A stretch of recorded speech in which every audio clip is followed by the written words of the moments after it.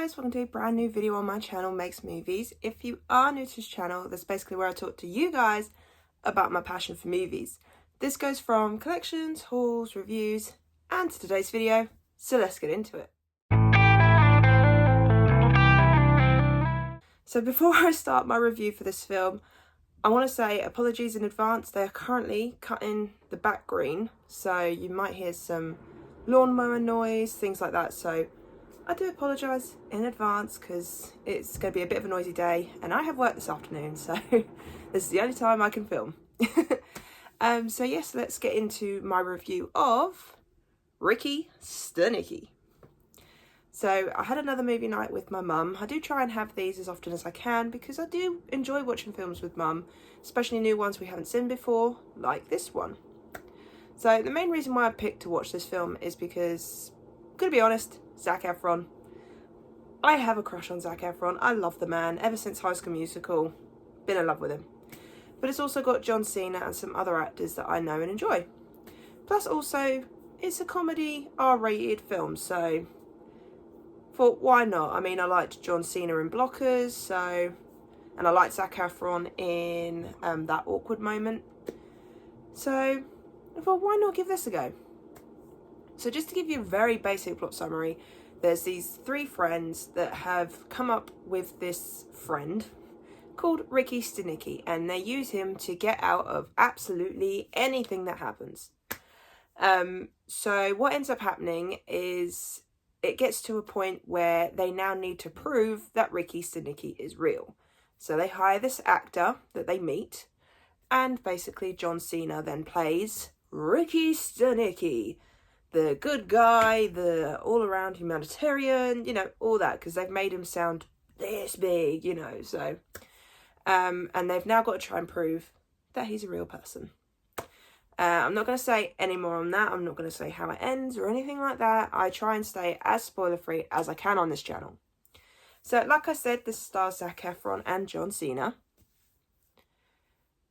It was good. It was fun and entertaining. I had a good laugh. It's not one of my favourite comedies, I would admit. Like, there was a couple of times that I didn't laugh where I wish I could have, but it just didn't make me want to laugh. As weird as that sounds. But I think the characters were fun. I love the whole thing of they've made up a friend to get out of things. I mean, the way that they planned it as well, like certain situations where they planned to make it work, is weird. Like, I can't believe how much of the stuff that their partners and that believed, because they are lying to their partners. So it's sort of, when you watch it and see how they do things, it does make you laugh, because you do see it coming, but then you think, how on earth did they get away with it for so many years? Like, honestly, even I couldn't do that. You know, I'm terrible at lying, not gonna lie, because I have a little smirk and all this. So it's weird. It's like you watch it and you think, how? And then you get John Cena's character come in, to which, not one of John Cena's better roles. I have seen him in other things that I enjoy more, like Blockers. I think I prefer his character in that than this. I like the way he played the character though. I think, to be honest, he got most of the laughs from me. But it was fun. It wasn't extremely R-rated. I thought it was going to be a lot more R-rated than what it was. But it's just more like swearing, profanity, a weird scene with two dogs. I'm not going to say what that was. But overall, not a bad streaming film, because this didn't go to cinema. This came to Amazon Prime.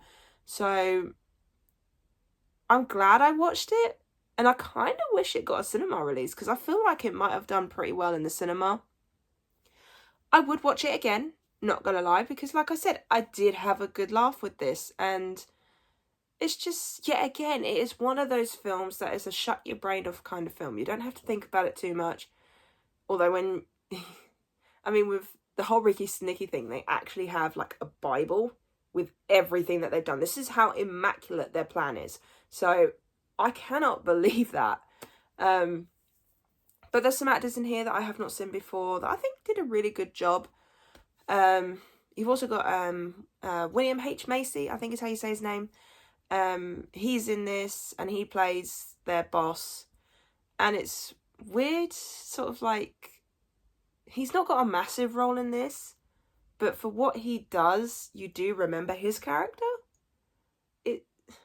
It's weird to explain. It is one of those comedies that if you don't like a lot of swearing or a lot of profanity, as they say, because Ricky's character, well, John Cena's character, sorry, not Ricky, John Cena's character, he plays a certain role in which there is a lot of profanity, so you do kind of have to bear that in mind. So if you're not a massive fan of that kind of stuff, you might not enjoy this film as much. I know certain comedy movies will be hit or miss for people, and for other people it will be different. So I think this is one of those films that is good, is enjoyable, and I will watch it again. I probably, if I wanted to put something on that I needed a good laugh to, it would be one, like if I had like a stressful day at work, or I've had a long week and I just want to watch something funny, I could return to this. It's nice to see that Zac Efron's getting more roles now, and I think that's mainly due to The Greatest Showman. I know he did High School Musical and he was mainly in sort of like teen movies and things like that, but I think it was The Greatest Showman that sort of kicked him over the edge, because ever since then he's been having roles. I mean, there's another film with him this year, The Iron Claw, which I do want to rewatch and do a review for you guys. So to see him in more serious roles, well, not serious roles, not teen movie roles, if you catch my drift, it's nice to see him expanding out and trying other things, because with the whole Disney Channel thing, you know, some of the stars don't get a chance to break out, some of them do, and a lot of them have been doing that recently, and I think it's quite nice that they are getting to kick off that Disney Channel part of their lives. I mean, because like Zac Efron, he'll always be known for High School Musical, but thanks to things like The Greatest Showman and The Iron Claw, he's getting more recognised. So it was nice to see him in something other than a teen movie. It's the best way of putting it. But honestly, overall, it is a good laugh. Not one of the greater comedies that I've seen, but it is enjoyable and one I would recommend. Even if you just want a random movie to put on, this would be one of them. So my final score for this film is going to be a 7.5 out of 10. Like I said, I did enjoy this film. I did have a good laugh. It's nowhere near close to like The Hangover that I really enjoy. But it does come pretty close. And to be honest, I think it's just under Blockers. So yeah, I really hope you enjoyed this review of Ricky Stanicky. If you did, then do give it a thumbs up. And if you are new to this channel, then go ahead, hit that subscribe button and also notification bell down below to be notified when I post. And also leave me your comments and thoughts on Ricky Stanicky. Did you enjoy it? Did you not enjoy it? Or let me know what your favourite comedy is of all time. I'd love to know. There might be some I've not even watched yet. So let me know in the comments down below. See you guys next time.